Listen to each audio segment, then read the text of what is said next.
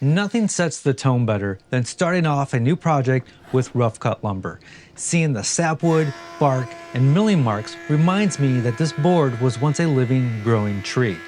A lot of work needs to be done before the creative process can begin, because usually these boards are warped and have no straight edges to reference off of. So it takes sleds and jigs just to get it to some usable lumber. But this is a good reminder that this beautiful piece of hickory was grown and milled locally by a family friend. Sadly, this family friend passed away a couple years ago, and like what any good woodworker does, I've been saving this piece for a special project. To be honest, I save a lot of wood for special projects. And to be even more honest, I consider all my projects to be special. I don't know why, but I collect a lot of wood I may never use because it's too special. And this special project is brought to us by Squarespace. Experimenting, tinkering, and creating non-functional pieces, art, makes me a better woodworker and helps me understand wood a lot more. A lot of times when I'm making art, I'll find myself in some unusual circumstances, situations I'm just not going to be able to find a tutorial on how to do. Like how to attach a curved piece to a straight piece and then reinforce that joint so they don't break, like we're going to do today. I am a collector of ideas, mostly through books. I've got a very sizable book collection. Most of them are woodworking or art based. I am constantly flipping through them, looking for that spark. Sometimes I'll see something that has nothing to do with woodworking or furniture making, and I can take that idea and incorporate it into what I do and make it new and my own. I've also written 3 of my own books, and they've all got great Amazon reviews. I just want to create more art. My ultimate goal is to have a gallery show, an exhibition of my own art, but I am so far from being there. I think I need to create 100 pieces and then narrow it down to the 20 best.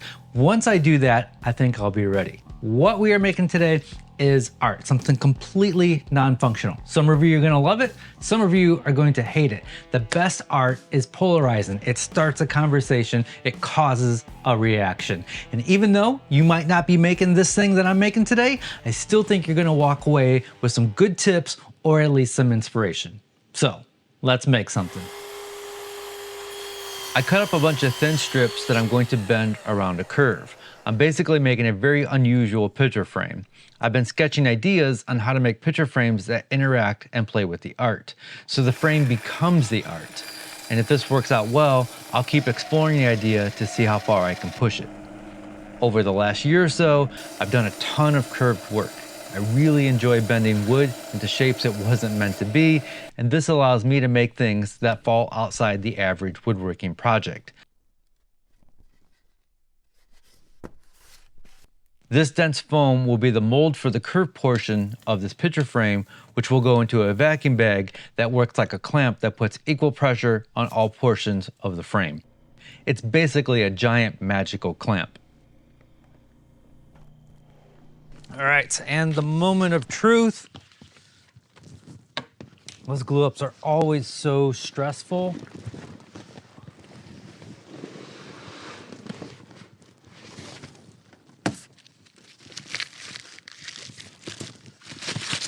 Ooh, that's looking good. You hear how solid that is too? Yes, yes, yes, I don't see any gaps. This started off as a sketch on my notebook, which then I roughed out in Adobe Illustrator, and then for whatever reason, I decided to draw it up in Fusion 360. Woodworkers love overkill.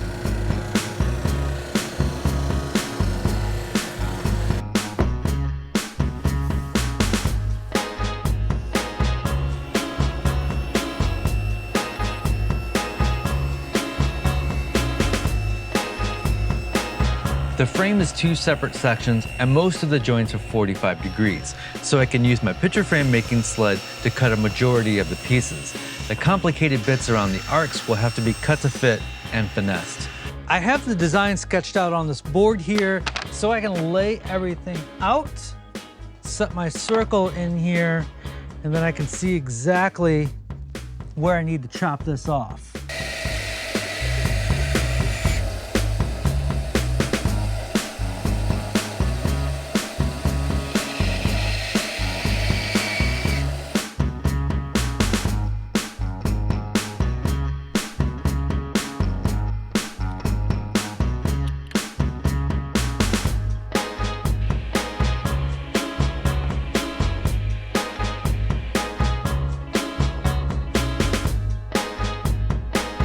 end grain joints are inherently weak because the wood will expand and contract across the joint, but the glue will not. So over time, the joint gets weaker and weaker. So to reinforce the joint, I'm drilling holes and filling those holes with epoxy and plywood disc. And as I'm writing this voiceover, I'm realizing it would be a lot easier to just fill the hole with sawdust and epoxy, and that would make for an even stronger joint. Woodworkers love overkill.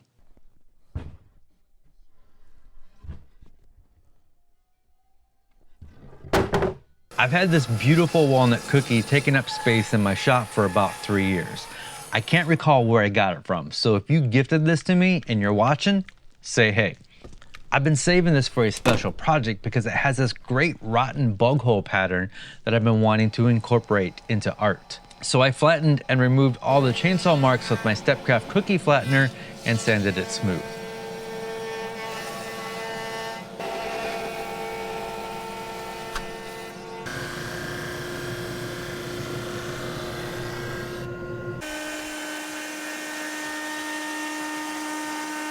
I wanted to create a dome shape on the center circle. The diameter of the circle is 13 inches, but my lathe can only do 12 inches, so I programmed the Stepcraft cookie flattener to carve out the dome. Look at that. That came out so good. I didn't have a bit long enough to cut out the profile, but I do have a bandsaw that's big enough. Look at that. Whew.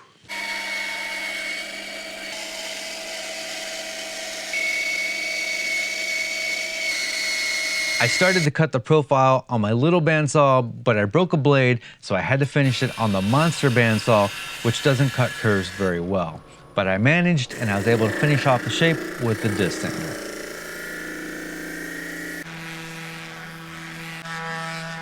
I typically like very matte finishes on my pieces because I want the wood to still feel like wood, but the center circle is so cool looking, I thought I'd highlight it even more by making it as glossy as I can with some Total Boat epoxy.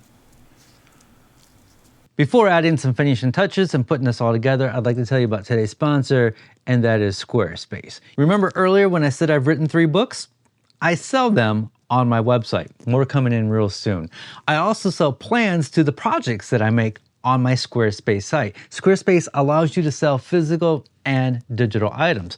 I also sell merch. I use a third party called Printful, which integrates seamlessly into my Squarespace site. Because I'm using Printful, there is no inventory. It's print on demand. That just makes my life so much easier. Squarespace makes my life so much easier. And Squarespace is now even easier to use than it was before, thanks to Blueprint. While you're setting up your new site, Squarespace is going to ask you a series of questions. And while you're answering these questions, Squarespace is going to use that information to start building your website for you in the background. And you can pre-populate the pages using AI and the tone that you tell AI to use. Whether or not you use that AI generated text is up to you, but at least you can see what your page is going to look like. You have a placeholder for all the stuff that you want to put in there. And like always, everything is just drag and drop and copying and pasting. You don't like where a photo's at, you just move it over here. You don't like the colors you choose, you can change them globally with only a couple of clicks. Simple enough. So visit squarespace.com, and when you're ready to launch, visit squarespace.com/make something for 10% off your first purchase of a website or domain. All right, let's finish this guy up.